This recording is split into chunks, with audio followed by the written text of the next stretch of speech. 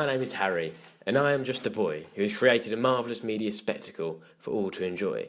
In this evaluation video, I'll be answering 4 questions relating to my media film, the first of which is how did I challenge, develop and use conventions within my media film.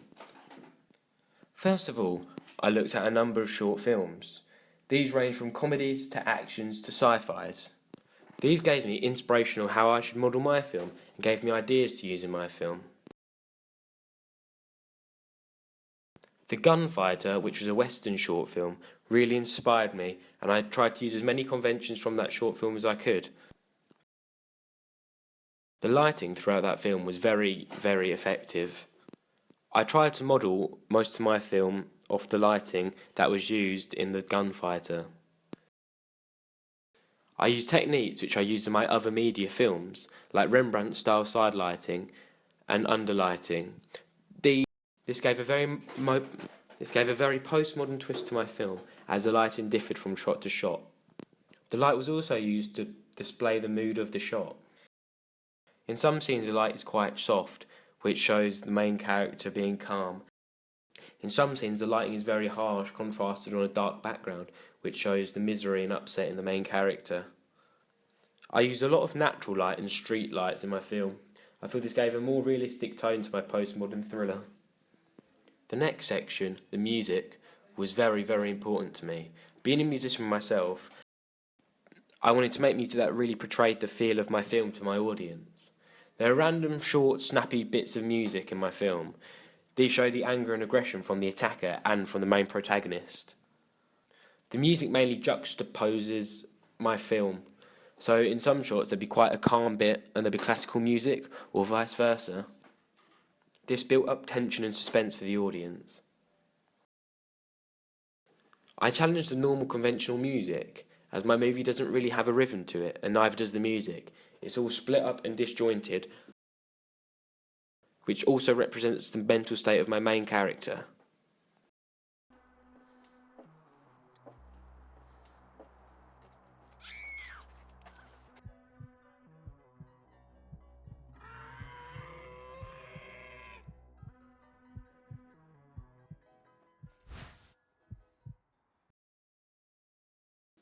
A third and very important point to my film was the colour. The colour varies shot from shot. This gives a sort of uneasy feel to my film. The colour's always changing. Just like the situation's always changing within my film. You never quite know what could happen next.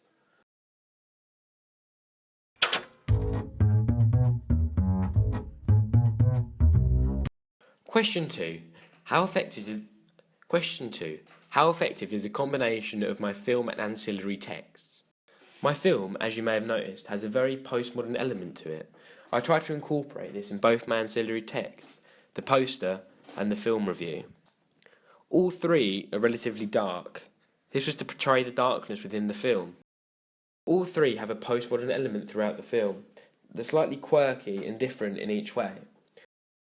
The film has different effects and different colours running throughout. The film review is stripped apart and brought back to its basic levels of just being text and pictures. My poster has the key theme of darkness throughout. The background and the main character in it are all burnt out, and the other 2 images in it are faded and cropped down. There's multiple flowers dotted around the screen as well. These are faded and put into the background. The flowers are a main part of my film, and they're incorporated in everything. In my film, the flowers are the establishing shot. They're the very first thing you see. That's why I wanted to keep them involved in each and every one of my tasks. So there's a running theme throughout all 3.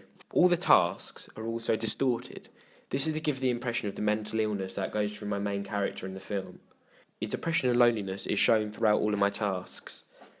They're very bare, basic, and they show what needs to be shown, just like the emotions of my character.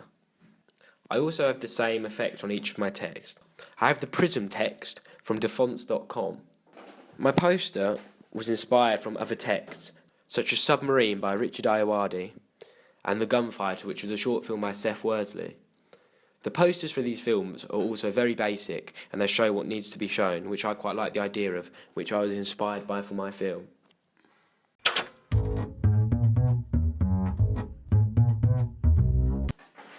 Question 3.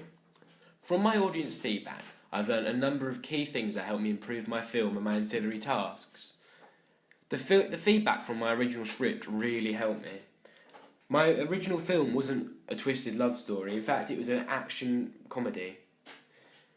My audience said they'd seen many films like this before and they didn't really want to see another one. So after writing the script and showing it to them, I completely ditched the idea of it. I wanted to make something new and original for my audience. It was important to me to connect to my target audience, as they will be the ones watching and inevitably reviewing my film. So I played to my strengths and did what they wanted me to do. Of course, with my input and my ideas, I made something that pleased both of us. When I showed them the original draft of my film, they were very positive and very supportive of my ideas. They gave me some constructive criticism about the colouring and the postmodern aspects, which I fully took on board and changed, which is now in my final film. When I received the feedback on my final film, which was done through SurveyMonkey and through comments on Facebook, I had really positive results, which really pleased me, as my target audience liked my film and they were the ones who helped me model it. I also received very good feedback on my poster.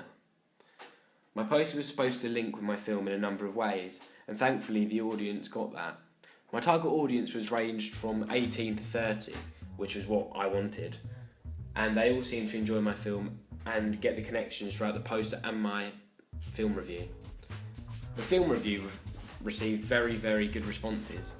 As it wasn't like conventional film reviews like on Film Thought or Empire, it was something different which the audience hasn't really seen, and they quite liked the idea of that, as it surprised them and it was different. They gave me very positive feedback on the first draft of it, as it was a bit basic, but using all their comments and my own initiative, I took it on board and made my final piece, which is now on my blog.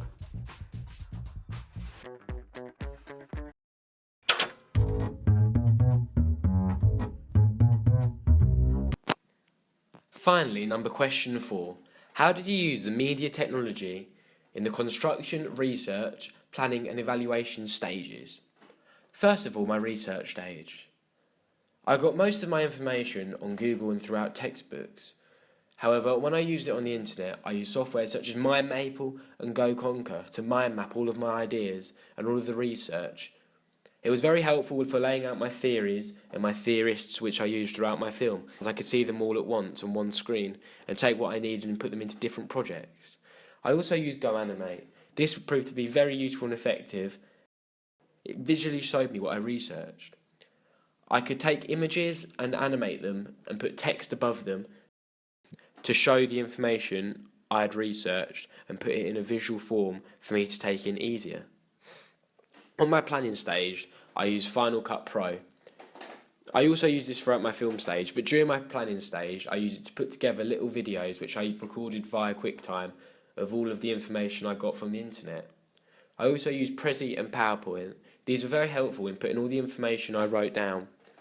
I could present it to myself and record it, then through Final Cut, export it onto YouTube and put it on my blog for later use. Prezi was very good, as it was a Web 2.0 tool that was very easy to get on with, and it did everything I asked it to do. It made it easier to plan my film and visualise what I was doing, as it was presented to me in a stylish, modern and very helpful fashion. During my film stage, I used Final Cut Pro. Through that, I used loads of effects. I wanted to use gunshots within my film, so I went on YouTube and looked at tutorials how to do that on Final Cut. This proved very helpful, as it made a quirky, effective change to my film instead of just using a little bit of a flash on the screen. I managed to get a whole muscle flash and blood splatter. I use a lot of colours and filters throughout my film, as you'll see. This was done via the colour correction tool and the chroma cast tool. The coloration was quite simple.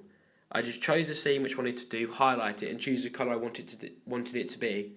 I also used the blur effects and other things to make my film look that much better. Finally, my ancillary tasks. I used Photoshop and Fireworks to do these. Photoshop proved very hard to do.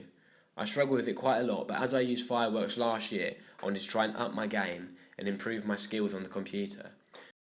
Photoshop took a lot of work, however I managed to do it via YouTube tutorials and the little handbook that comes with the package. It proved to be very good in the end once you mastered it. It came to be quite an effective poster at the end. Fireworks, which I used for my previous products during GCSE and A-level, AS level. I use Fireworks. I had previously used these for GCSE and my AS level to do my poster with.